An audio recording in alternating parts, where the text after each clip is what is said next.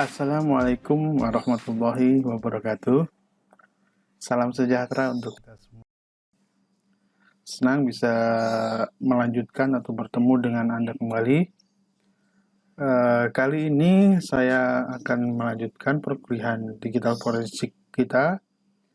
Sebenarnya untuk kali ini sebenarnya materi ini materi sangat boleh dibilang baru ini ya, yaitu defeating anti forensik teknik. Jadi ini kebalikannya dari forensik ya.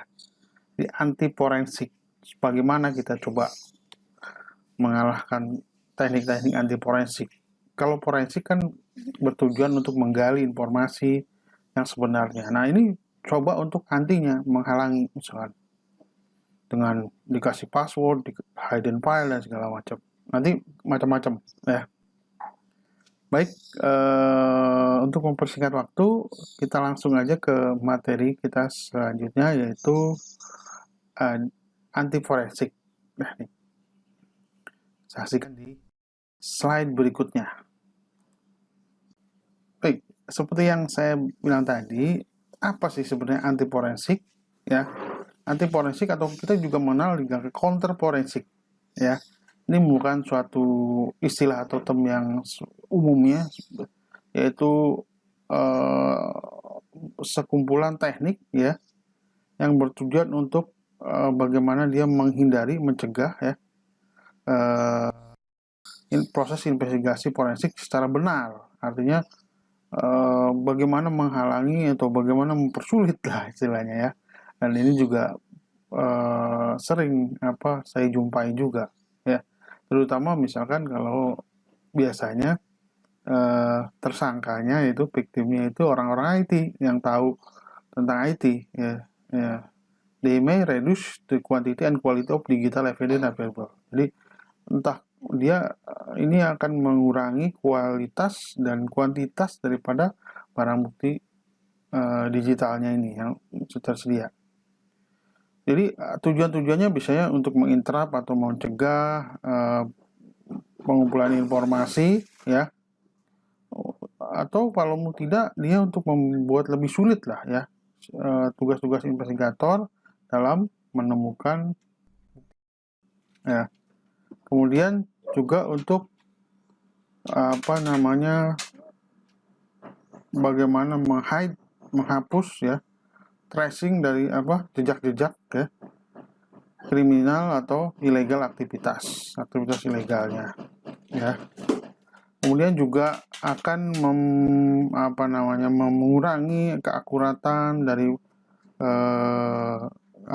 laporan forensik atau kesaksian ya. Kemudian juga bagaimana juga mengungkap atau ya sifatnya bagaimana mengakali forensik tool ya. Kemudian juga menggunakan forensik toolnya untuk tujuan-tujuan yang lebih sifatnya menyerang gitu, atau untuk menghapus, ini lebih parah biasanya, menghapus bukti-bukti di mana kalau dijalankan forensik toolnya itu maka akan terhapus bukti-buktinya seperti itu ya.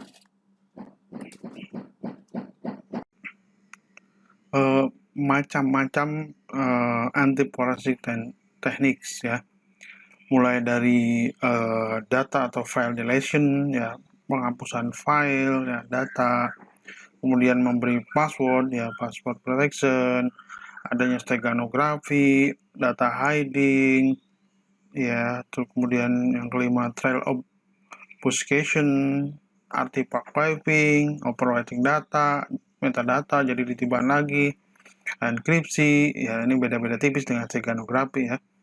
Encrypt network protocol, program packer ya, ada rootkit, ada minimizing ya, footprint ya, jadi meminimal sekecil mungkin footprintnya ya.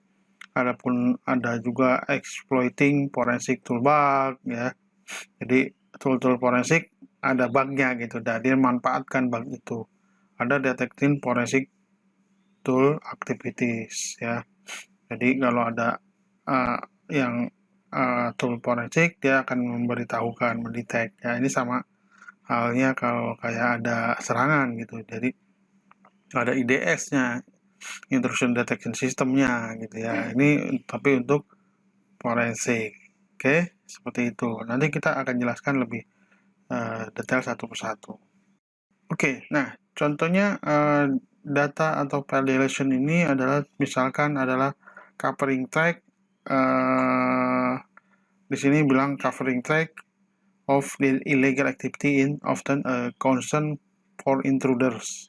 As part of it, intruder will delete file which they believe may incriminate. Jadi dia coba untuk mendelete file ya. Karena biasanya gini, orang yang merasa punya wah ini bisa jadi barang bukti nih atas tindak kriminal atau kejahatan atau ya yang melanggar hukum dari si pelaku misalnya. Dia akan merasa seperti itu coba untuk mendelete file ya.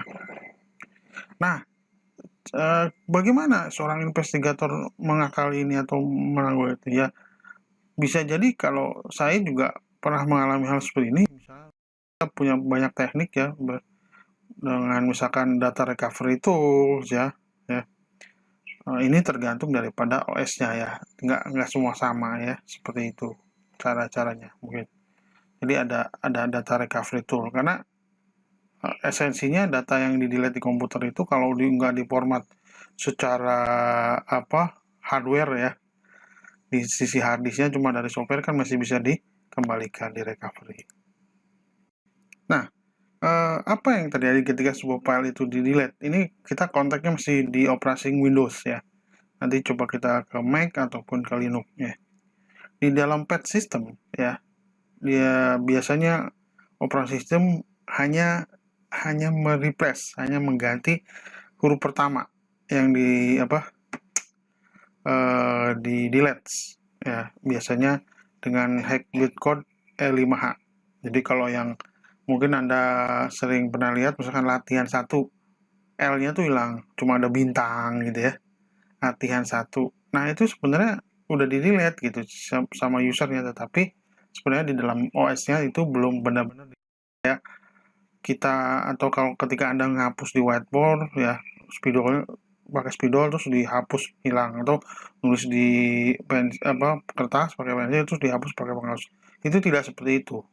Jadi hanya sekedar mengganti nama filenya aja, menandai ya bahwa ini dihapus, tapi pada esensinya tidak dihapus.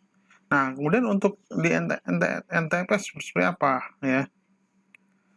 Ketika seorang user mendelete file, maka sama juga si operating sistemnya ini akan menandai file sebagai delete ya terdelete, tapi pada esensinya belum ya di master file tabelnya ya.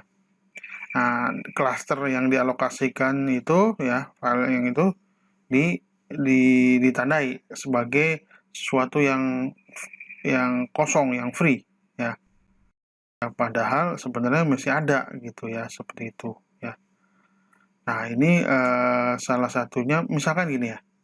Anda kalau nge-delete aja pasti kalau di Windows pasti kan masuknya nggak benar-benar delete, pasti akan ke recycle bin. Nah, kemudian kalau nggak mau recycle bin biasanya ada zip delete gitu. Nah, zip delete pun itu masih bisa kita telusuri ya filenya, kecuali nanti memang diformat atau ada tools lagi untuk mendelete file yang tidak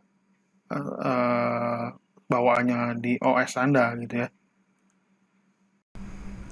Ya, mungkin Anda bagi pengguna Windows sejati gitu sudah tidak asing dengan namanya recycle bin ya.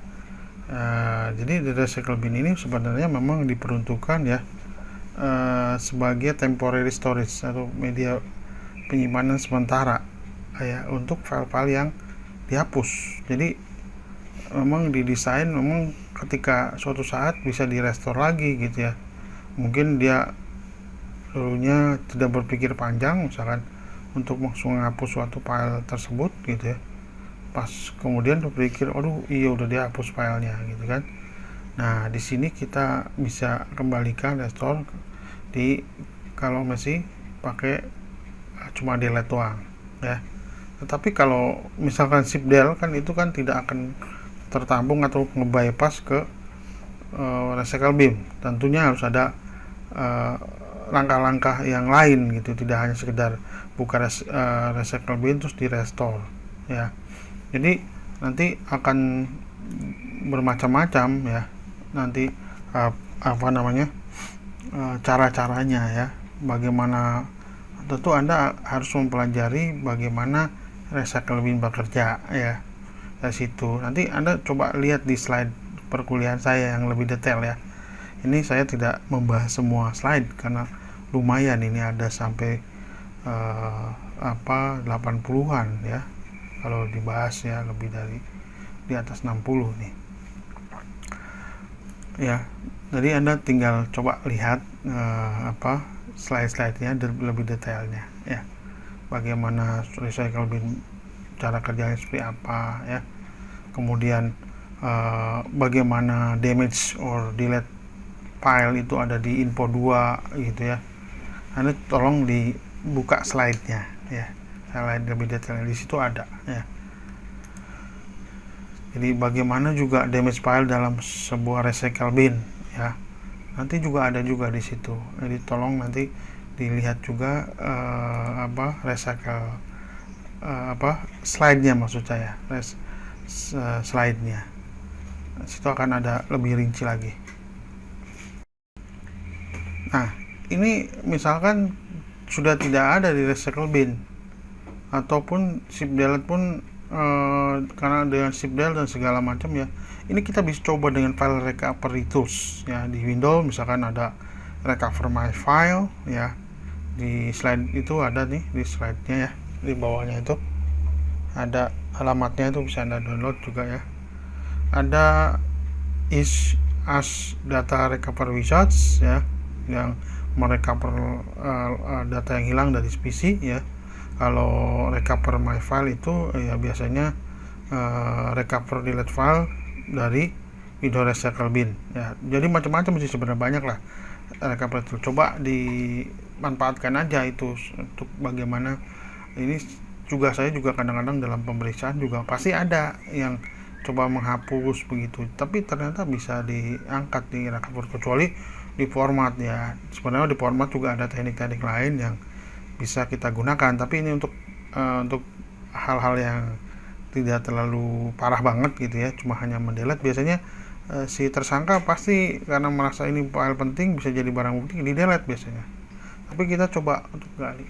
Dan kalau Anda ingat minggu lalu ya, perkuliahan sebelumnya, di duplicate data acquisition and duplication, itu pun kalau kita bitstream copy file yang dihapus ya, itu masih bisa ke bawah ya. Bitstream copy kan bisa mengangkat atau mengcopy file-file yang hidden, file-file yang terdelete ya. Jadi nanti bisa digali lagi gitu ya, seperti itu. Nah, untuk di Mac pun sama ya, mungkin tidak mengenai istilah recycle bin, tapi ya istilahnya trash ya, seperti di sini diperlihatkan di sini ya, trash ya.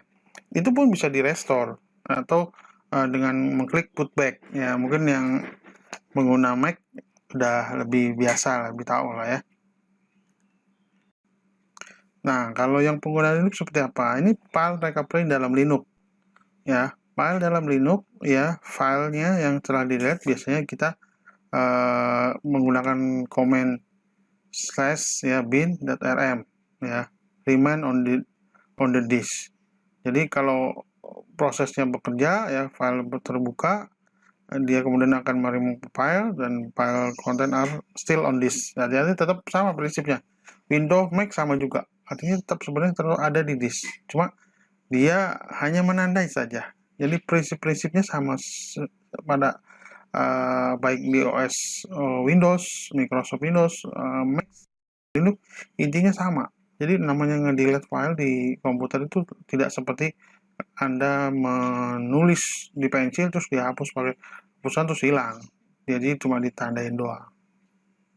Ya, jadi ini bisa apalagi ada sistem istilahnya kalau di Windows recycle bin atau di trash di Mac ya, atau di sini ada RM-nya gitu ya. Nah, sama saja sih pada prinsipnya. Nah, bagaimana kalau yang terhapus itu partisi, ya? Jadi biasanya ini entah karena si hacker, entah attacker, entah karena memang si tersangkanya sendiri sudah biasanya orang IT nih, bahwa kalau nge-delete file pasti bisa di-recover dan segala macam. Maka dia akan hilangkan partisinya, ya, atau logical drive-nya lah. Jadi all data on drive is lost. Jadi semua hilang, gampangannya gitu ya. Semua seperti itu. Jadi tapi sebenarnya mendelete hard drive partition ya tidak berarti itu mendelete semuanya. Jadi hanya but just the parameter that mark how the partition is set up. Ya. Jadi ini masih bisa di recover. The delete partition can be recovered as it's not original deleted by using a software reestablish those parameter. Jadi karena parameter-parameter ini kan sebenarnya logical ya. Logical drive bukan physical drive ya yang dihapus, hanya logical drive. Jadi seolah-olah dia menghilangkan logical drive tapi bukan menghilangkan physical drive-nya. Maka masih tetap bisa. Dengan cara seperti apa? Kita saksikan di slide berikutnya. Ada berbagai macam metode sebenarnya ya. Mungkin nanti saya coba kasih beberapa contoh ya, 1, 2, 3 lah metode. Ini metode pertama. Metode pertama adalah yang paling gampang adalah merestart sistem, kemudian merestart sistemnya ya with the window install dpd sistem, jadi install lagi. Kemudian masuk ke dalam setup BIOS ya. BIOS, ketika setup BIOS mulai, ini sebenarnya mau merubah prioritas booting ya. Nah, ini nanti kita ubah settingannya, bisa di C atau hard disk yang pertama, jadi sekarang ke DPD ya, artinya nanti kita booting lewat DPD ya. Nanti di situ setelah proses berjalan ada pilihan, misalkan ada choice-nya, ada repair, ada install ya. Tentunya Anda membuat di sini ada berbagai macam ya. Accept all the choice to let window install, but option repair then rather than install. Jadi Anda pilih yang repair-nya, kemudian masuk ke semacam screen DOS lain seperti DOS ya. Nanti ada pick boot and press enter. Jadi kemudian restart lagi ya, maka partisinya akan kembali lagi. Jadi ada seperti itu. Itu cara simpel aja. Ada sebenarnya, jadi kita harus booting lewat DPD dulu karena kan partisinya udah hilang. Mungkin partisi yang pertama yang dihapus ya, jadi nggak bisa booting gitu, sama kayak model-model kena virus gitu, tapi ini disengaja ya. Nah, selanjutnya ada cara kedua seperti apa ya. Cara kedua adalah misalnya kita men-shutdown sistemnya ya, komputernya maksudnya ya, kemudian mengambil ya hard drive-nya, diambil hard disk-nya, kemudian kita install hard disk sebagai slab ya. Jadi ada masternya ya. Masternya bukan hard disk yang tadi. Mungkin yang tadi yang awalnya itu jadi masternya, tetapi kita ganti atau kita cangkokkan ke komputer lain gitu ya, ke PC lain, tapi ini sebagai slab saja. Kemudian dari situ kita coba untuk merecover partisi. Ini biasanya kalau partisi yang pertama, jadi nggak bisa booting pastinya. Tapi kalau partisi yang kedua biasanya nggak perlu kayak gini, tinggal langsung recover aja ya. Sekarang kita recover yang dari partition ke original. Jadi ini merupakan cara ini sebenarnya agak kurang aman sih ya. Mungkin bisa ada data yang hilang, tapi ini bisa juga sebagai salah satu alternatif ya. Nanti kita coba metode yang selanjutnya ya. Nah, metode ketiga, cara ketiga ini ya paling gampang ini ya, maksudnya kita menggunakan third party partition recovery ya, software untuk merecover. Nanti contoh-contohnya banyak sih ya, contoh-contohnya jalankan program, kemudian ya instruksinya ikutin aja, recover partition. Ya, ini pokoknya sekali merestore ya, mengcopy file ke dalam drive tersebut ya, pun partisinya direcover ke drive-drive yang lain untuk mencegah korupsi. Jadi di backup dulu lah kurang lebih ya, seperti itu ya. Ini memang biasanya nggak mau pusing, saya pakai juga ya seperti ini ya. Nah, contohnya seperti ini ya, kita merecover menggunakan active partition recovery ya, seperti ini. Jadi Anda tinggal menjalankan, kemudian ya ikuti instruksinya ya. Ini juga bisa active partition recovery tool ini juga bisa untuk merecover delete file atau damage file, logical wrap atau partition ya. Ya Windows, WinVE, recovery boot ya, atau Linux ya. Ini bisa ya, juga seperti itu ya. Nah, selanjutnya ada beberapa lagi teknik-teknik selain mendelete file, mendelete partisi, ya juga dia memberikan proteksi atau password ke file-file tertentu atau ke sistem tertentu ya. Investigator ya sering mengalami atau berhadapan dengan password protect system atau file ya selama dalam pemeriksaan integrasikan proses. Nah, saya pun suka mengalami hal seperti itu juga ya beberapa kali gitu ya. Tapi sebenarnya kadang-kadang ada tidak ada file yang nggak perlu dibuka. Maksudnya gini, isinya file Word-nya itu nggak perlu dibuka sebenarnya. Dengan nama file, dengan ada suatu file itu aja sudah jadi bukti gitu. Itu sudah cukup sebetulnya. Dengan adanya suatu file di situ gitu ya. Wah, ini harusnya nggak boleh ada di komputernya dia gitu misalnya. Tetapi ada. File ini kok ada di komputer dia. Sebenarnya sudah jadi barang bukti. Nah, untuk menguatkan memang kita lihat isinya lebih detail lagi. Mungkin ada yang lebih detail, menguatkan untuk pembuktian segala macam ya. Nah, itu memang perlu kalau kayak gitu. Tapi kalau dengan adanya file itu aja sudah jadi bukti, udah cukup. Kadang-kadang saya juga menjumpai hal seperti itu. Jadi kita nggak kadang-kadang dengan adanya file itu aja, misalnya Word-nya ada di folder itu udah nggak boleh harusnya ada di komputer dia atau tidak berhak dia ada sih. Tapi kenapa ada itu? Itu udah jadi bukti, nggak perlu misalnya kemudian filenya di password, filenya dibuka nggak dibuka pun udah jadi jadi suatu bukti yang kuat bahwa dia telah melakukan suatu melanggar hukum gitu ya, seperti itu. Nah, Pak, gimana tahu cara dalamnya? Oh, gampang, kan Anda bisa compare file aslinya yang ada dirahasiakan mungkin di mana tempatnya dengan file yang ada di situ. Itu kalau hash-nya sama, berarti kan filenya sama. Berarti kan nggak mungkin filenya yang berbeda mempunyai hash yang sama. Ya. Nah, biasanya untuk hal-hal tertentu kadang-kadang kita perlu software untuk cracking password gitu ya, seperti itu ya. Tapi ini juga akan tergantung daripada kekuatannya. Misal passwordnya 12 digit pakai huruf huruf yang aneh gitu kan, kombinasi huruf besar huruf kecil, ada karakter khususnya, itu akan lama juga ya, bisa mungkin dari detik, menit, atau bulan atau tahun ya, tentunya keburu kasusnya hilang gitu ya. Nah, untuk password juga macam-macam ya.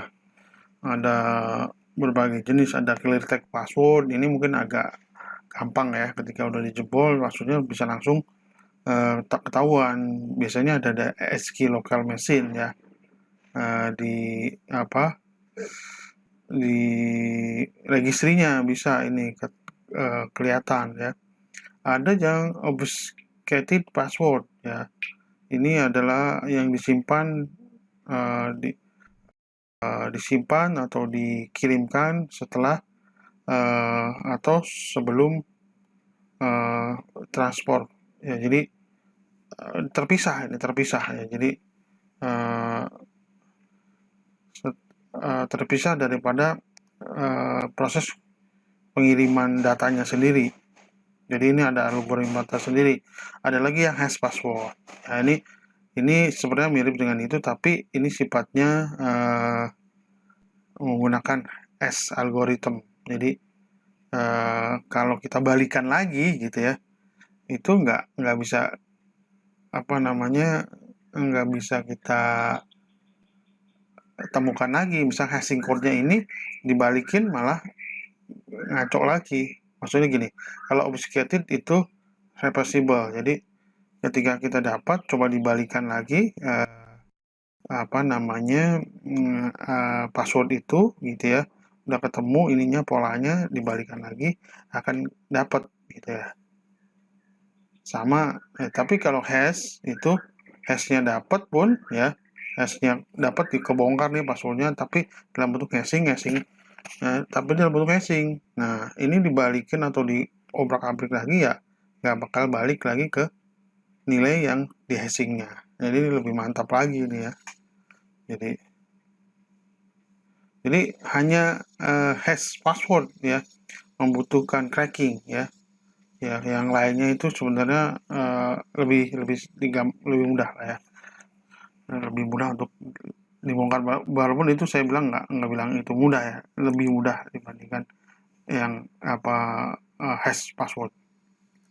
Nah, ada beberapa hal ya di sini kita menggunakan password cracking ya. Ada yang model dictionary attack, ada brute force attack, ada rule based attack. Mungkin saya di sini tidak akan mendetailkan karena saya yakin ini di mata kuliah keamanan jaringan ya, yang bicara tentang hacking macam ini pasti udah dibahas ya, entah sama Pak Dep ataupun siapa ya, seperti itu. Jadi tekniknya sih seperti ini biasa. Jadi saya lebih kepada pendekatan atau mengaitkannya dengan digital forensik aja. Atau kita juga bisa menggunakan ada namanya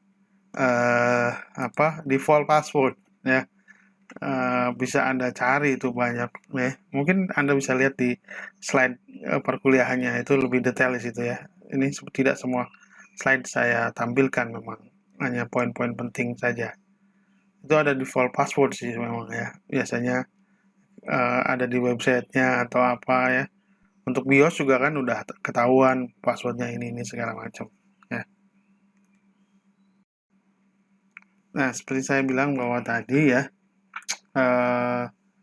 ketika yang sulit itu cracking itu mungkin butuh waktu lama ya, ketika bukan clear text password tetapi hash password, karena dia nggak bisa di reversible, nggak bisa dibalikan lagi ke awalnya gitu. Maksudnya udah tahu kode untuk hashingnya gitu ya, seperti apa, tapi tidak bisa dibalikan. Ini ada biasanya menggunakan namanya rainbow table ya, rainbow table.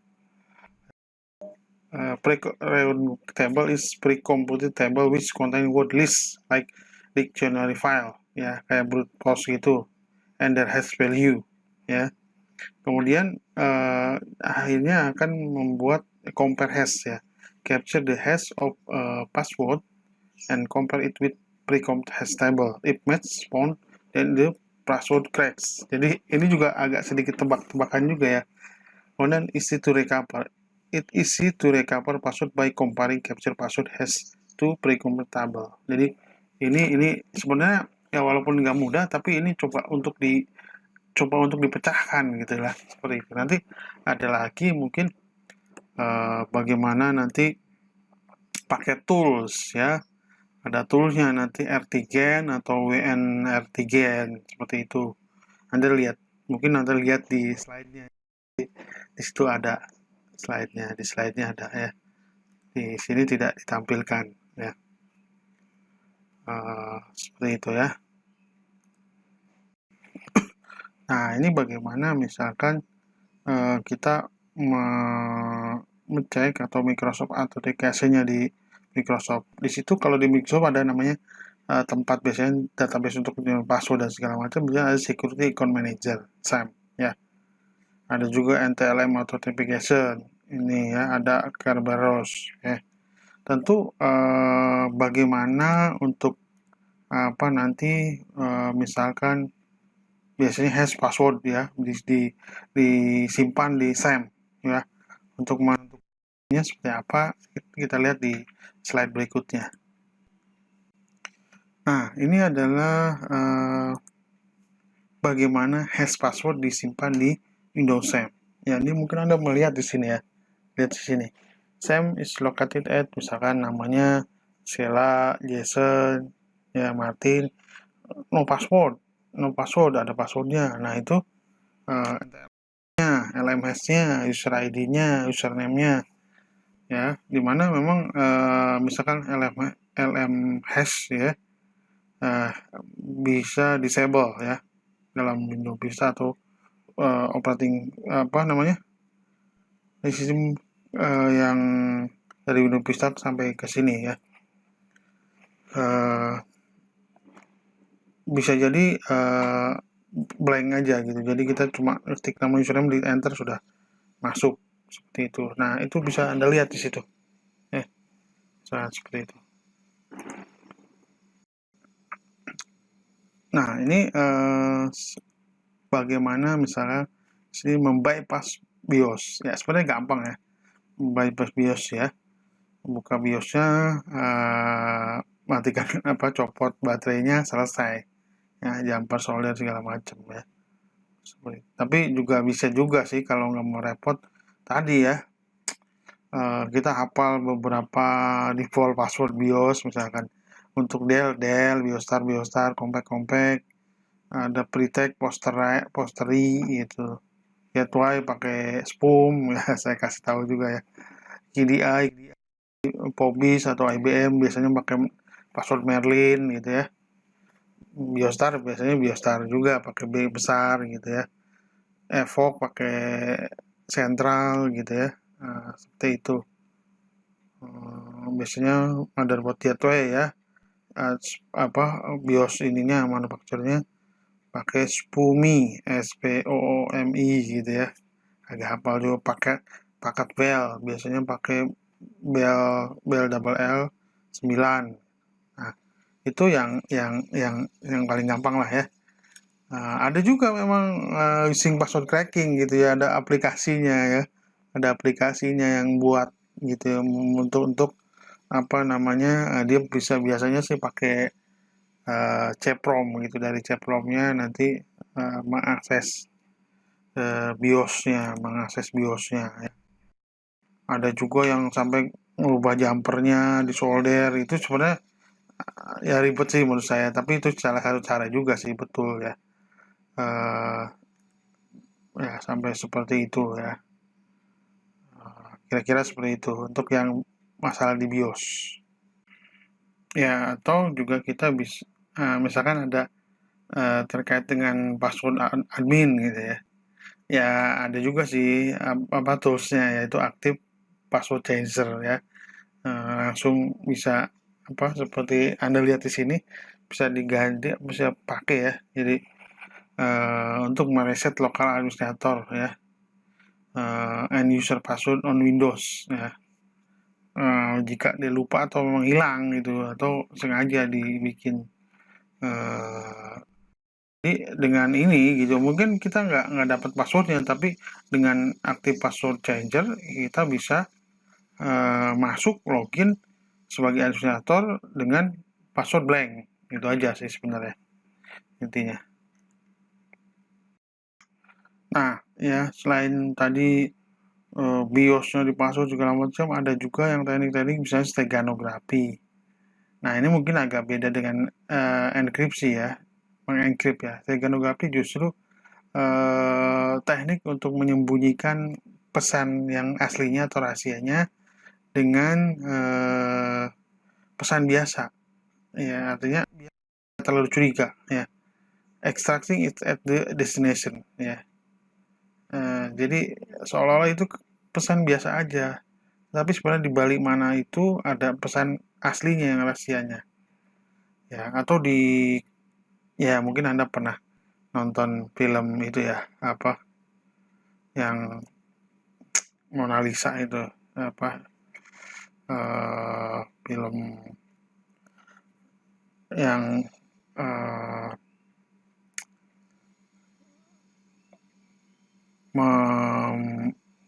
ada di lukisan Mona Lisa itu ada pesan tersembunyinya gitu ya, ada pesan tersembunyinya di situ.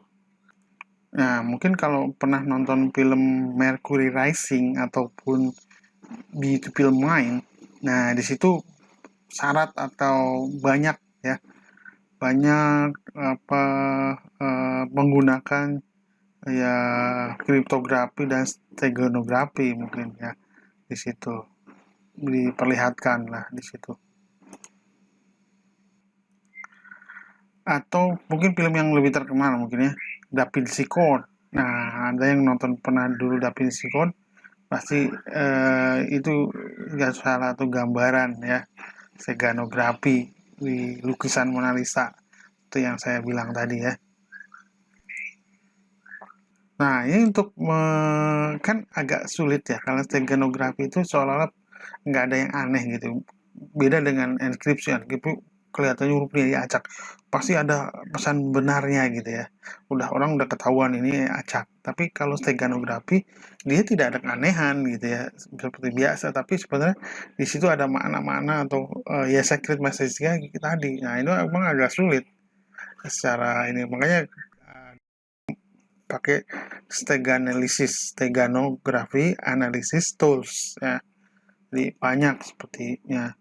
Nah, tentu steganografi itu bisa di cover atau yang buat mengcover atau yang mengkamuflasenya itu macam-macam, nggak hanya tag ke teks saja atau tag ke gambar ya, ini macam-macam. Kita coba di slide berikutnya ya. Nah, steganografi itu banyak macamnya untuk cover mediumnya. Ada image steganografi, ada audio, ada white space yang tulisan putih gitu, tapi ternyata di situ ada informasinya. Ada natural text, ada dokumen steganografi, ada video steganografi, DVD room, hidden OS, ya macam-macam ya. Ada folder steganografi, spam email steganografi, web steganografi, C++ source code steganografi. Jadi seolah-olah kayak source code-nya C++, padahal di situ ada informasinya, mungkin di baris keberapa itu jadi sebuah informasi gitu kan. Nah, jadi ini memang agak sulit mengetahuinya, mendeteknya. Makanya ada steganalisis ya. Ya, atau maksudnya steganalisis kan steganografi analisis ya. Jadi untuk menganalisis steganografi ya, seperti itu. Biasanya metodenya segala macam juga banyak ya. Mungkin Anda bisa lihat nanti di slide-nya. Saya tidak menampilkan semua slide di video ini memang ya. Jadi bisa langsung di slide-nya aja. Nah, ini mungkin Anda bisa lihat ya, di sini ada steganografi detection tool, Gregor Investigator. Ini untuk menganalisis ya, atau mendeteksi adanya steganoga di situ. Karena kan memang stegano kan sulit ya, beda dengan enkripsi. Lihat, kalau stegano kan memang menyamar ya. Banyak sekali sih sebenarnya, bisa pakai blindside, webwap, xtool, ya macam-macam ya. Tapi salah satunya ya yang ada di sini. Itu juga ada situs webnya di situ. Ya, bisa dilihat. Atau mungkin juga menggunakan teknik-teknik misalkan data hiding ya, penyembunyian ya, penyembunyian data dalam file system structure ya. Ini bisa digunakan juga seperti ini. Nah, ini bisa pakai beberapa tool ya, seperti Slacker, FlagPS, Run ya. Nah, di sini nanti Anda bisa gunakan ini. Mungkin saya tidak akan detail satu-satu ini karena ada di mata kuliah keamanan jaringan sebenarnya ya, atau keamanan komputer ya. Saya mau menjelaskan di mana beberapa teknik ya yang sebenarnya banyak terkait dengan mata kuliah lain sih sebenarnya di forensik ini. Jadi saya fokus pada bagaimana proseduralnya, kemudian tekniknya, cara mengcover datanya mungkin di mata kuliah lain sih sebenarnya sudah diajarkan ya. Dari mulai nanti ada trail obfuscation ya, kemudian artifact waving di situ juga ada. Nanti mungkin Anda bisa lihat di slide-nya. Di slide-nya di situ ada tergambarkan ya bagaimana juga overwriting atau metadata overwriting data atau metadata, kemudian juga di situ nanti encryption ya, encryption coba dilihat nanti di slide-nya, di slide-nya. The encryption, baik encryption untuk nanti recovery certificate, baik untuk encryption network protocol, ada program Paxer ya, coba dilihat saja. Kemudian bagaimana juga untuk rootkit-nya seperti apa ya. Anda bisa melihat beberapa teknik ya, sih sebenarnya banyak sekali. Situ nanti bagaimana mendeteknya ya, juga seperti banyak lah seperti teknik-teknik yang digunakan oleh para tersangka ini ya. Bagaimana untuk menghalangi penyelidikan forensiknya gitu. Nah, nanti seperti yang tadi sebutkan trail obfuscation ya. Jadi dia bertujuan untuk membuat bingung ya, membuat disorientasi, distract lah forensik investigasi proses. Sehingga dia terkecoh gitu. Biasanya si pelakunya itu bagaimana untuk memberikan sebuah log tampering ya, seolah-olah itu log beneran padahal log yang dibuat-buat, dibuat mengecoh ya, teknik pengecohan ya, atau false emailing header ya, timestamp modification. Nah ini memang sulit kalau biasanya orang-orang yang IT, orang-orang yang ngerti forensik juga ya, orang-orang yang punya kemampuan yang lebih lah ya yang melakukan ini. Kalau biasanya orang-orang biasa, operator biasa sih tidak sampai sebegininya gitu ya, tidak sampai banyak seperti ini. Biasanya saya temuin juga kalau ternyata si tersangkanya itu orang biasa, admin biasa gitu ya, pengguna komputer biasa, itu akan lebih mudah biasanya. Tapi ketika orang IT mungkin teknik-teknik seperti ini digunakan juga. Ada log cleanernya segala macam seperti itu ya. Nah ini juga teknik memang yang sangat membuat ekstra kerja keras untuk digital investigator, yaitu artifact waving. Apa sih artifact waving? Artifact waving semua metode, berbagai macam metode yang bertujuannya untuk ya permanen deletion ya. Jadi delete permanen untuk file-file tertentu ya dalam file system. Karena dia tahu misalkan tadi teknik hanya zip del atau delete itu masih bisa direcover gitu ya. Jadi ini yang memang dilakukan oleh orang IT biasanya begitu, yang udah tahu. Orang biasa biasanya tidak melakukan ini, paling yang delete, hide biasalah, taruh disembunyiin di mana hidingnya. Ada beberapa metode biasanya digunakan, ada disk cleaning utilities ya. Ini pakai macam-macam, wipe out, active kill, cyber disk, semua ya untuk mengeres, mendelete secara bersih, clean gitu ya, nggak bisa direcover nanti. Ini dia. Ada juga file waving utilities, delete individual file from operating system ya, PC wipe, air wipe, clean ya, eraser ya, sama seperti ini ya, seperti itu yang biasanya memang seperti itu. Ada lagi yaitu untuk mengoverwrite data ya, ataupun metadata. Di sini misalkan ada 3 mode, overwriting enter data, ada overwrite individual file ya, ada overwrite delete file on the media. Jadi yang file yang udah terdelete pun dibikin overwrite-nya ya. Jadi saya pernah juga melihat ini ya, mengalami kasus seperti ini. Jadi delete filenya pun sebenarnya seolah-olah dia dibikin delete filenya tuh, dikopikan dulu, terus sudah di-copy, di-delete gitu ya.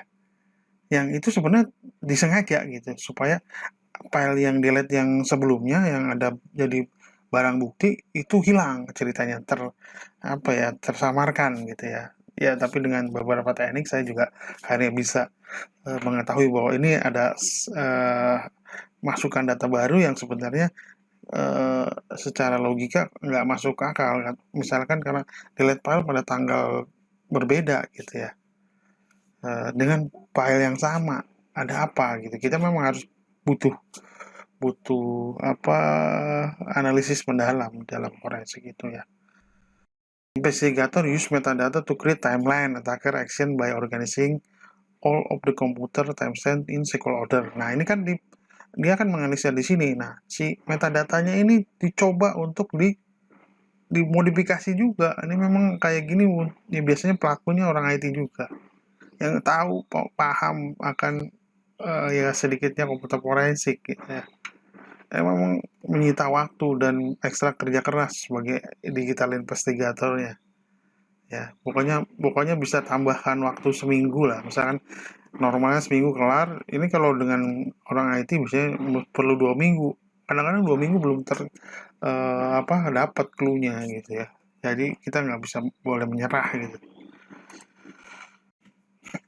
Nah, selain itu juga datanya dienkripsi ya, dienkripsi. Jadi data-data yang sebenarnya itu jadi barang bukti ternyata sudah dienkripsi ya. Banyak sekali misalkan dari Microsoft Windows aja sudah menyediakan. Contohnya BitLocker ya, encrypt file system ya, sudah itu. Veracave, Crave ya. Jadi ini salah teknik juga untuk jadi kita memang tadi tidak mudah jadi digital investigator itu, apalagi ketemunya tersangkanya yang mengetahui IT. Jadi saling berlomba aja ini. Ya, seperti itu. Ya, selain itu juga banyak seperti teknik encrypting file system ya. Jadi recovery certificate. Jadi biasanya membuka mulai dari membuka command prompt ya. Jadi ini sebuah teknik bagaimana EPS encrypt filenya ya damage dibuat seolah-olah ini rusak ya, bagaimana merecovernya seperti itu. Jadi banyak sekali ya.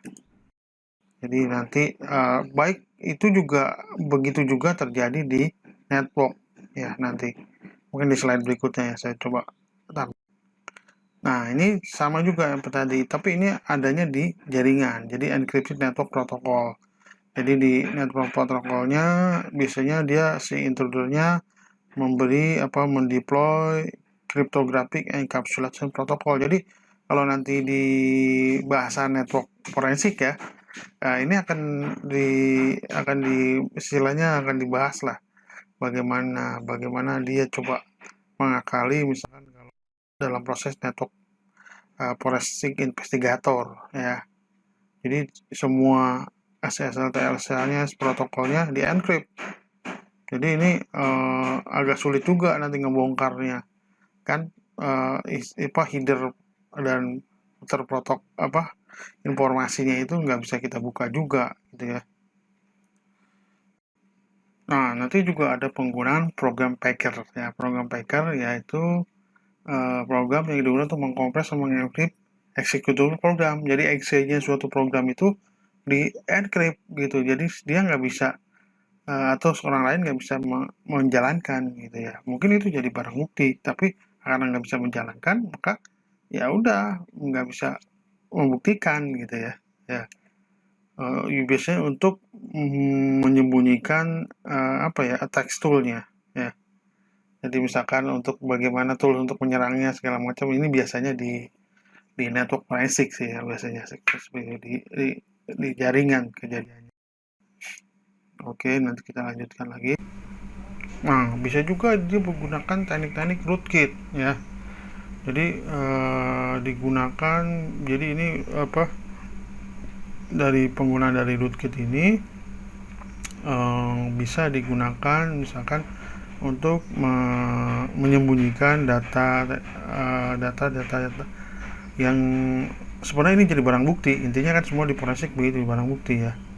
Biasanya untuk istilahnya jadi sebagai pengcover lah ya, sehingga barang buktinya atau ininya nggak terlihat.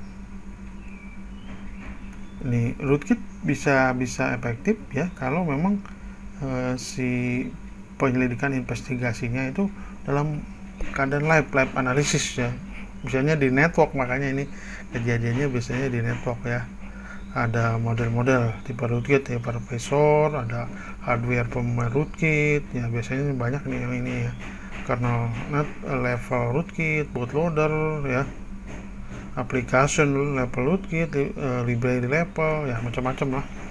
Biasanya ada Avatar, Nexus, Azazel, GROSS dan sebagainya ya, banyak sekali. Nah, bagaimana ini mencegahnya ya? Countermeasure, artinya bagaimana kita mengcounternya ya. Caranya ya ini beberapa langkah ya, misalnya train educate to forensic investigation about anti forensik. Jadi si orang forensiknya kita kasih informasi bahwa ada anti forensiknya, ada. Enggak artinya gini, tidak dengan dia tools forensik segalanya gitu ya. Ada ini antinya lagi, istilahnya di atas langit ada langit gitu ya. Ini ada anti forensiknya. Nah, jadi Anda harus coba pastikan lagi gitu ya. Validate the result of actioning multiple tools.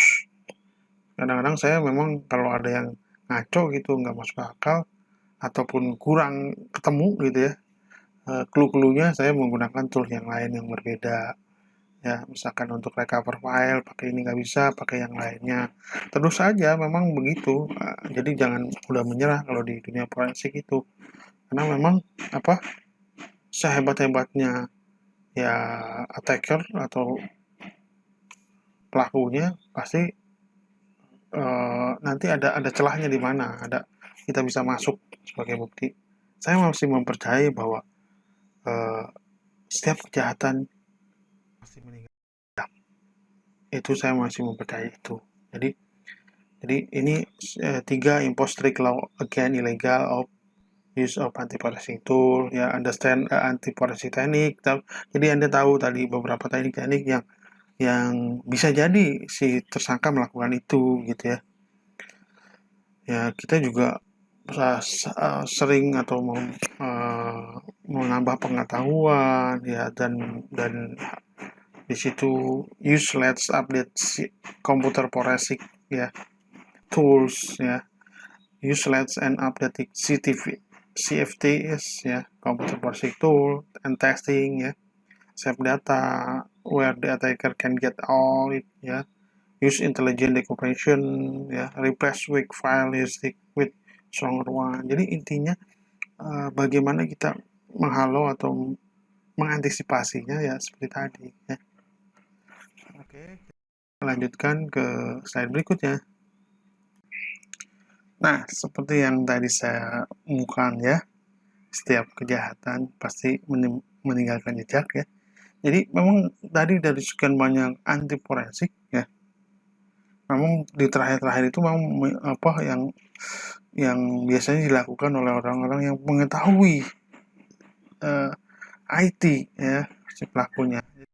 Ini tantangan dalam istilahnya kita bagaimana mengantisipasi anti forensik tadi sebagai orang yang memahami atau nanti berprofesi di dunia digital forensik ya. Pertama adalah anti forensik is new field and unexplored. Jadi nggak mungkin dieksplor umbar-umbar gitu ya. Contohnya misalkan saya tahu bagaimana hacking ini segala macam, tapi kalau di dalam dunia digital forensik tentu saya tidak etis untuk memberikan langsung gitu ya, atau to the point gitu ya. Tapi tentunya untuk hal-hal tertentu misalnya edukasi ya masih diperbolehkan. There is no proper framework or standard for anti forensik. Jadi memang ini namanya juga dunia gelap lah istilahnya ya, di luar sana anti mainstreamnya dari forensik ini nggak ada framework tertentu atau standar untuk anti forensik ini, karena memang ini lawannya dari forensik. Kalau forensik kan ada standarnya, SOP-nya, kalau anti forensik malah nggak ada gitu. Yang ketiga, highly depend on the computer forensic loophole. Jadi ini tergantung daripada loophole, artinya celah-celahnya ya. Ini tergantung pada nanti gimana komputer forensik dalam dunia komputer kan ada celah-celah nggak yang bisa dimanfaatkan. Nah, itu jadi tantangan kita ya di bidang digital forensik. Nah, saya kira bahasan kita kali ini tentang anti forensik saya kira cukup ya. Untuk kali ini saya ucapkan terima kasih. Assalamualaikum warahmatullahi wabarakatuh. Sampai jumpa di materi-materi saya yang akan datang atau materi-materi saya yang akan kita bahas berikutnya. Tentu masih banyak ya. Seperti email forensik, network forensik, ya, email forensik, web forensik. Nanti kita akan coba bahas ya. Tunggu saja nanti video perkuliahan kita selanjutnya. Sampai jumpa.